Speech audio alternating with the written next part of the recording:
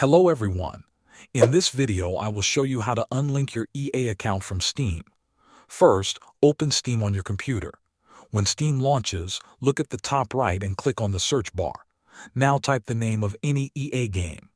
For example, type Apex Legends. When the search result appears, click on the game to open its page. Now scroll down the page until you find a section that has a link saying visit the site. Click on this link. The purpose of this step is just to open the official EA website.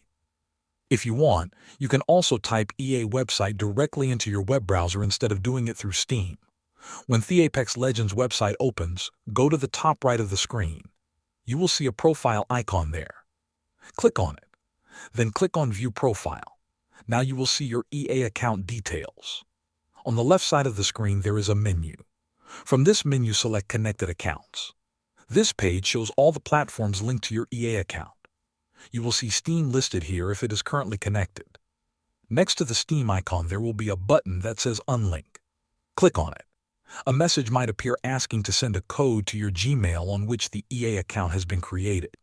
Just copy and paste the code when prompted and your EA account will be unlinked from Steam. Thanks for watching.